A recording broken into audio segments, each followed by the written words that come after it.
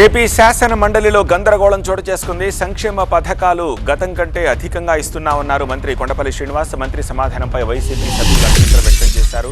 మహిళలకు 1500 ఇచ్చే స్త్రీనిధి పథకం ఏమైందని ప్రశ్నించింది వైసీపీ. 18 ఏళ్లు నిండిన మహిళలకు ఏడాదికి 18,000 ఇస్తామన్నారు. సూపర్ 6 హామీలను ప్రభుత్వం అమలు చేస్తుందని మంత్రులు పక్కన చెప్తూ ఉన్నారు. బట్ అదేమైంది అంటున్నారు.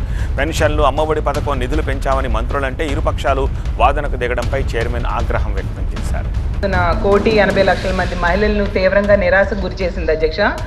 ఈ ఆడబిడ్డ నిధి పథకం అనేది ఇది ఎన్నికల్లో ఇచ్చిన ప్రధానమైన హామీ అధ్యక్ష. అసలు గతంలో ఎప్పుడో మహానాడులోనే చాలా కాలం ముందే చంద్రబాబు నాయుడు గారు చెప్పారు అధ్యక్ష, ధరలు పెరిగాయి, ఖర్చులు పెరిగాయి, ఇల్లు భారమైంది, నా ఆడబిడ్డల కోసం నెలకి 1,500 రూపాయలు ఇస్తానని చెప్పేసి 18 ఏళ్ళు పైబడి 60 ఏళ్ళ లోపల ఉన్న మహిళలందరికీ నెలకి 1,500 చొప్పున ఏడాదికి 18,000 ఇస్తానని చెప్పారు అధ్యక్ష. యాడ్స్, సాంగ్స్లో కూడా వీళ్ళు ప్రచారం చేశారు అధ్యక్ష.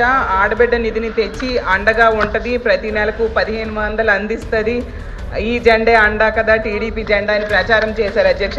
బాండ్స్ ఇచ్చారు అధ్యక్ష. చూడండి, ఇందులో స్పష్టంగా రాశారు జూన్ 24 నుంచి కూడా ఈ పథకాలు ఇస్తామనేసి స్పష్టంగా రాయడం ఈ బాండ్స్లో మనం చూస్తాం అధ్యక్ష. అలాగే వీళ్ళు ఎక్కడికి వెళ్ళినా కూడా నీకు 18,000, నీకు 18,000, నీకు 18,000 అని కూడా ప్రచారం చేశారు అధ్యక్ష. ఈరోజు ప్రధానంగా సూపర్ 6 పథకాల్లో ప్రతి పథకాన్ని కూడా అమలు చేసే దశగా ఈ ప్రభుత్వం పనిచేస్తుంది. మొదటగా వచ్చేది అధ్యక్ష, మొదటిగా వచ్చింది పెన్షన్ పథకం అధ్యక్ష. 3,000 నుంచి 4,000 రూపాయలు పెన్షన్ చేయడం అధ్యక్ష. వాళ్ళు వినే ఓపిక లేదు అధ్యక్ష. సమాధానం చెప్తున్నారు, వినండి అధ్యక్ష. అధ్యక్ష